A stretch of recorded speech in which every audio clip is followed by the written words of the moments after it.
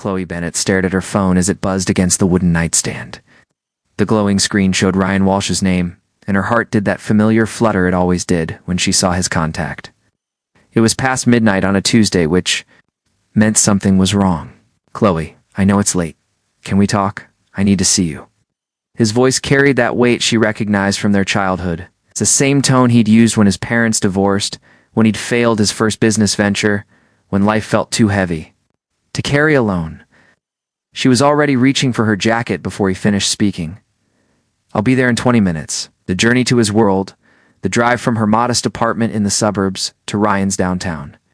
Penthouse gave Chloe time to think. They had been best friends since elementary school, when she'd found him crying behind the playground equipment after kids made fun of his secondhand shoes. She'd sat with him, shared her apple slices, and somehow they'd been inseparable ever. Since now, 15 years later, their lives looked nothing alike.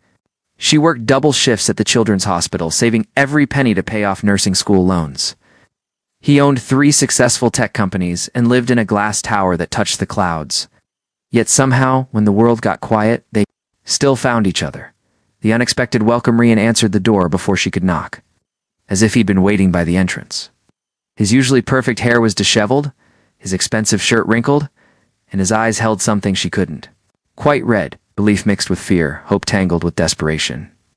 "You came," he said, stepping aside to let her enter. "You called?" she replied simply, because that's how it had always been between them. His penthouse felt different tonight. The usual warmth seemed muted, like someone had dimmed all the lights and sounds. Floor-to-ceiling windows revealed the city sprawling below them, thousands of lights twinkling like fallen stars. But Chloe only had eyes for her friend. The weight of silence, they settled on his oversized couch, the same distance apart they always maintained. Close enough to feel connected, far enough to keep things safe. Ryan poured her a cup of chamomile tea from the pot he'd already prepared, remembering exactly how she liked it. 2 sugars, no milk, served in the blue ceramic mug she'd given him. For his birthday 3 years ago, "Talk to me," Chloe said gently, tucking her legs beneath her. Wore soft pajama pants and an oversized sweater, her brown hair pulled back in a messy bun. No makeup, no pretense, just her authentic self in his polished world. Ryan stared into his own mug for a long moment. I've been thinking about legacy lately, about what I want to leave behind when I'm gone. You're 29, not 99. She teased, trying to lighten the mood. "Money doesn't mean anything if you have no one to share it with," he continued, ignoring her attempt at humor. "Success feels empty when you're celebrating alone." The confession that started everything. Chloe watched him carefully. She'd seen Ryan through broken hearts and business failures, through moments of triumph and periods of doubt. But this felt different, deeper, more raw than anything he'd shared before. "I want a family, Chloe. I want someone small to read bedtime stories to. Someone who'll finger paint on my expensive walls and not care about profit margins or stock prices. Then start dating seriously," she suggested. "Find someone who wants the same things." Ryan laughed, but there was no joy in the sound. "I've tried. Do you know how many women have told me they love me after knowing me for 2 weeks? How many have already planned our wedding before our 3rd date? They don't see me, Chloe. They see dollar signs and social media opportunities." The pain in his voice made her chest ache. She'd watched him navigate the dating world for years, seen how his success attracted people who wanted to possess rather than love him. It broke her heart every time. The question that changed everything. "There's something else," Ryan said, setting down his mug and turning to face her fully. "Something I need to ask you, but I'm terrified it'll ruin everything between us." Chloe's pulse quickened. "You can ask me anything. You know that?" He took a deep breath, as if gathering courage from somewhere deep inside. "I want you to have my baby." The words hung in the air between them like smoke, visible and shocking.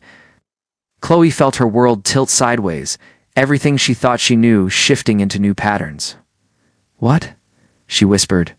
"I know how it sounds," Ryan rushed on, his words tumbling over each other. "I know it's crazy and impossible and probably selfish, but hear me out. You're the only person who's ever known the real me. You've seen me at my worst and somehow still chosen to stay. You're kind and patient and everything I'd want in a mother for my child." The explanation that broke her heart. Chloe stared at him, speechless. Her mind raced through 1,000 thoughts at once. This was Ryan, her safe harbor, her constant friend, asking her for something she'd never imagined. "I'm not talking about marriage or romance," he continued quickly. "I know you've been saving yourself for someone special, someone you love. I respect that completely. This would be different. Clinical. Safe. I'd take care of everything, all the medical expenses, your living costs, whatever you need." "You want me to be a surrogate?" she said slowly, trying to process his words. "I want you to be the mother of my child," he corrected. "Not just carry the baby, but raise them with me. Co-parent. I know it's unconventional, but we already know. We work well together. We trust each other, care about each other." The storm of emotions, Chloe stood up abruptly, needing space to think. She walked to the windows, pressing her palms against the cool glass. The city below seemed to pulse with life, people moving through their own stories of love and loss, dreams and disappointments. "You're asking me to have a baby with you," she said to her reflection. "Yes, without love, without marriage. Oh. Just as friends?" "Yes." She turned back to him, and the hope in his eyes nearly undid her. "Ryan, I'm 27 years old. I've never even been kissed properly. You're asking me to skip over falling in love? Skip over romance? Skip over everything I've dreamed about since I was a little girl? I'm asking you to help me create something beautiful," he said quietly. "A family built on friendship and trust instead of passion that might fade. The memory that complicated everything. Do you remember when we were 16? Chloe asked suddenly. "That night after prom when we sat by the lake until sunrise?" Ryan's expression softened. "You were crying because Derek Henderson took someone else. You held me while I cried. And for just a moment, when you wiped my tears away, I thought—" She trailed off, unable to finish the sentence. "What?" "I thought you might kiss me, and I wanted you to." The admission hung between them like a bridge neither had been brave enough to cross. Ryan stood slowly, taking a step toward her. "Chloe, but you didn't," she continued. "You were the perfect gentleman, like always. I convinced myself it was better that way, that our friendship was too precious to risk." "The revelation that changed everything I wanted to," Ryan said quietly. "I've wanted to kiss you 100 times over the years, but I was scared. Scared of losing you if things went wrong. Scared of not being enough for someone as pure and good as you." Chloe felt tears burning behind her eyes. "So instead you're asking me to have your baby. To give you the most intimate part of myself, without any of the love that should come with it. I'm asking you to consider it," he said. "I'm asking you to think about whether maybe, just maybe, there's more than one way to build a life together." The room fell silent, except for the soft hum of the city below.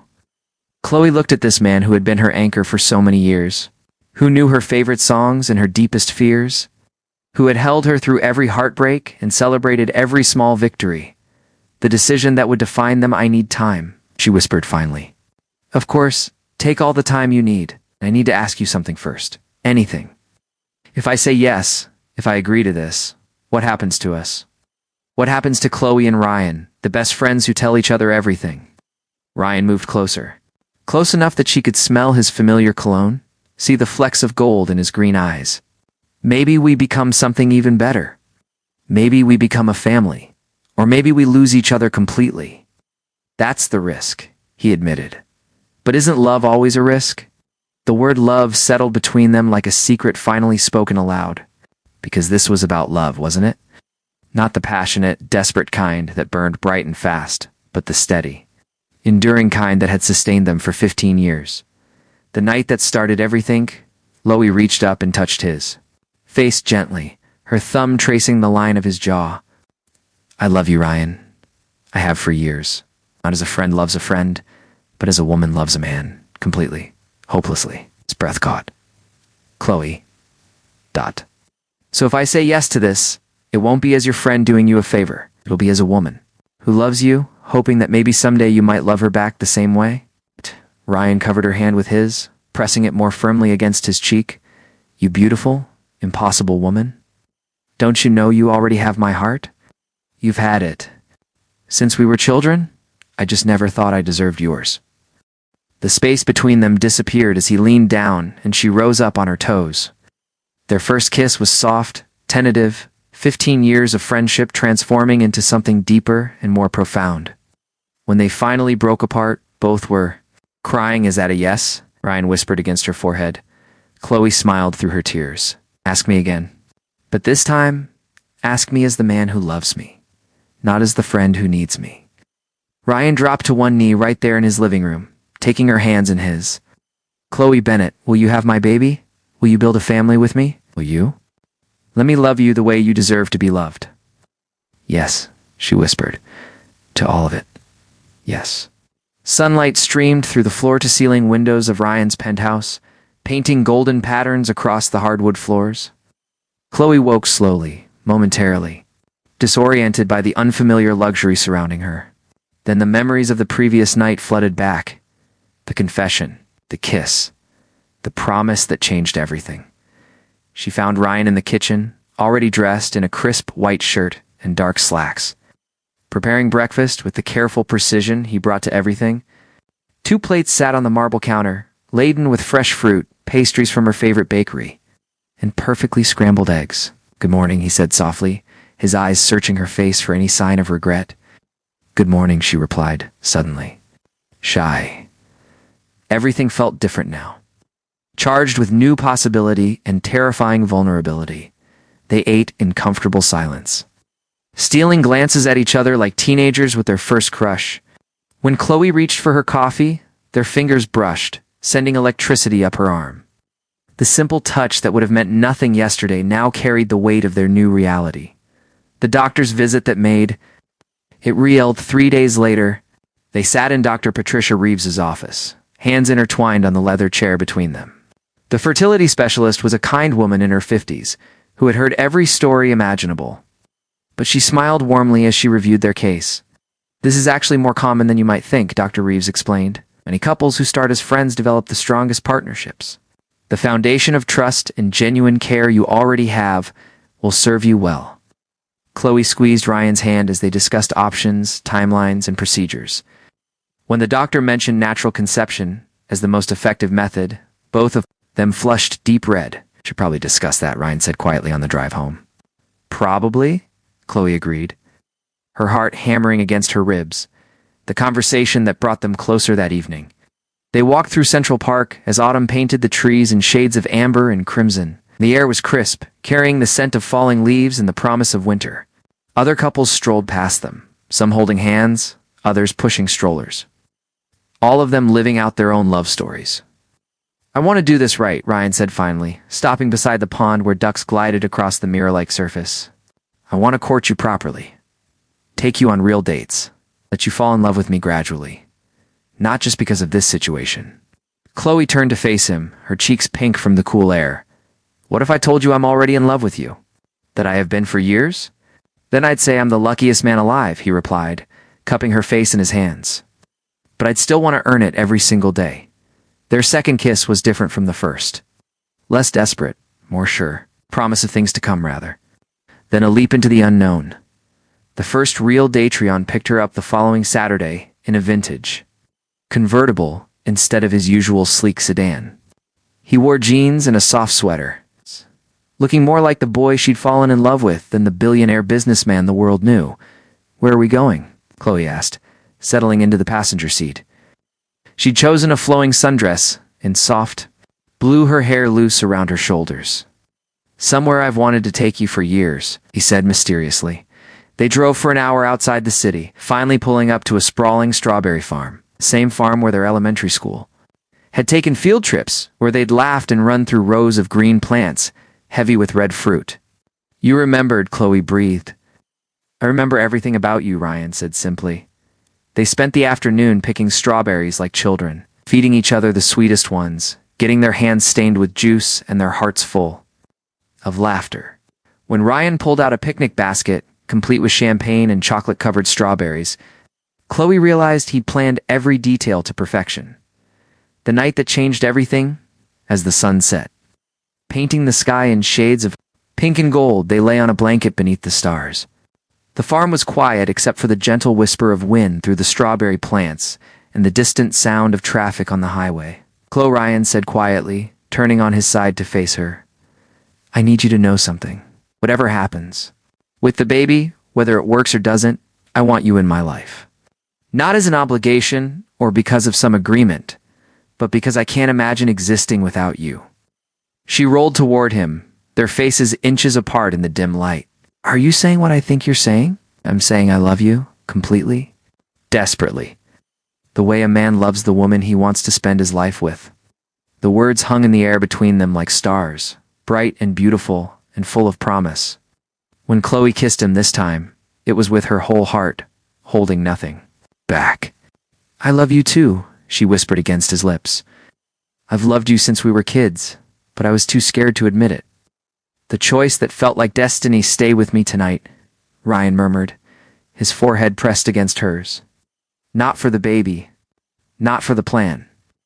Just because I want to fall asleep with you in my arms and wake up with you beside me." Chloe's breath caught. She'd imagined this moment countless times over the years, but never thought it would feel so natural, so right. "Want that too?" They drove back to the city in comfortable silence, her hand resting on his thigh, his fingers intertwined with hers whenever he didn't need both hands on the wheel. The tension between them was electric but patient, built on years of friendship and newly acknowledged love. The night that sealed their fate back at Ryan's penthouse, he ran her a bath in his enormous marble tub, adding lavender oil and lighting candles around the bathroom.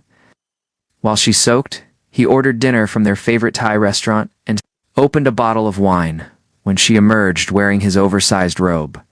Her hair damp and curling around her shoulders, Ryan's breath caught in his throat. She was beautiful, but more than that, she was his. After 15 years of friendship, she was finally completely his. "Are you nervous?" he asked as they shared pad thai on the couch, her legs curled underneath her. "Terrified," she admitted, "but not of you. Never of you." "Good," he said, setting aside their empty containers and pulling her closer. "Because I plan to spend the rest of my life making sure you never regret this moment." When he carried her to his bedroom, it was with the reverence of a man who understood he was being trusted with something precious. Their lovemaking was slow and tender, punctuated by whispered endearments and gentle touches. For Chloe, giving herself to the man she'd loved for so long felt like coming home. 6 weeks later, Chloe stared at the pregnancy test in her trembling hands, hardly daring to believe what she was seeing. 2 pink lines, clear as day. Real as the tears streaming down her cheeks. She and Ryan had been inseparable since that night at the strawberry farm. Falling into a routine of shared dinners, lazy Sunday mornings, and stolen kisses between her hospital shifts and his business meetings. They'd been trying for a baby, but somehow she hadn't expected it to happen so quickly. "Ryan," she called from the bathroom of his penthouse, where she now spent most of her nights. He appeared in the doorway instantly, still in his pajama pants, hair messy from sleep. "What is it? Are you okay?"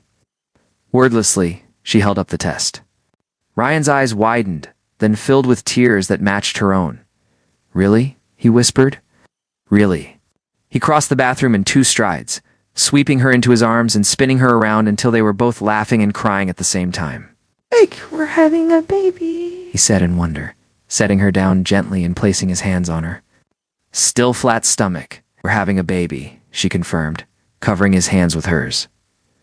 The proposal that surprised no one 3 months into her pregnancy. When Chloe's small bump was just beginning to show, Ryan took her back to the strawberry farm. This time, he led her to a secluded grove where fairy lights twinkled in the trees like captured stars. "Chloe Bennett," he said, dropping to one knee and pulling out a ring that caught the light like liquid fire. "You've been my best friend, my anchor, and now the mother of my child. Will you also be my wife?" The ring was perfect, a vintage setting with her grandmother's diamond. She'd somehow managed to get from her mother without her knowing. It was thoughtful and personal and completely him. Yes, she laughed through her happy tears. Yes, yes, yes. As he slipped the ring onto her finger, Chloe marveled at how right it felt. Not rushed or convenient, but inevitable. Like 2 puzzle pieces finally clicking into place.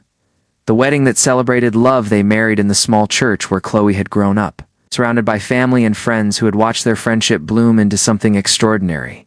She wore her mother's wedding dress, altered to accommodate her growing belly, and carried strawberry blossoms instead of traditional flowers. Ryan cried when he saw her walking down the aisle. And she cried when he spoke his vows, promising to love her and their child with everything he had. When the pastor pronounced them husband and wife, the entire congregation erupted in cheers that could probably be heard 3 blocks away. "I love you, Mrs. Walsh," Ryan whispered against her lips as they shared their first kiss as married couple. "Wait. Love you too, Mr. Walsh," she replied, her heart so full she thought it might burst. The birth that completed their circle of Rose Walsh arrived on a snowy December morning. 6 weeks before her due date, but perfectly healthy. She had Ryan's green eyes and Chloe's button nose. And when she wrapped her tiny fingers around Chloe's thumb, she sealed their family bond forever. Yeah. "She's perfect," Ryan whispered, tears streaming down his face as he held his daughter for the first time. "She looks like you," Chloe said from the hospital bed, exhausted but glowing with joy. "She's going to be trouble," Ryan predicted, already completely wrapped around his daughter's tiny finger. "Good," Chloe laughed. "The best people always are." The life they built together 2 years later, they stood in the nursery of their new house in Springdale, the same small town where they'd grown up. Ryan had surprised everyone by stepping back from his companies to focus on family, though he still consulted from his home office. Emma toddled between them, babbling in her own special language while she played with blocks on the soft carpet.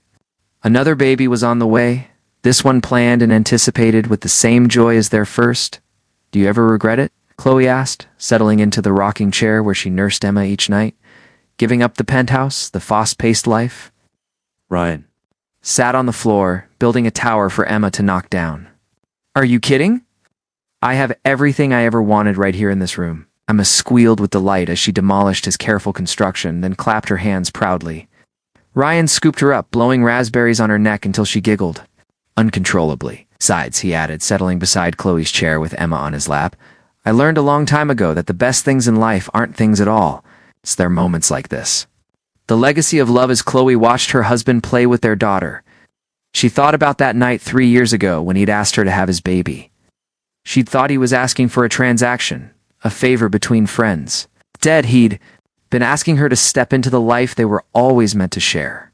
"What are you thinking about?" Ryan asked, noticing her contemplative expression. "Just remembering when you asked me to have your baby," she said with a smile. "And you said yes, even though you thought I was crazy." "I said yes because I loved you.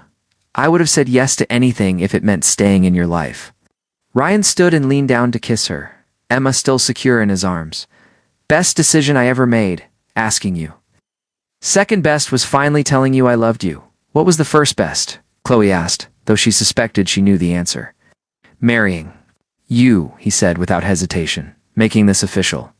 "Making sure you could never get away from me." "Never wanted to," she replied, pulling both her loves closer.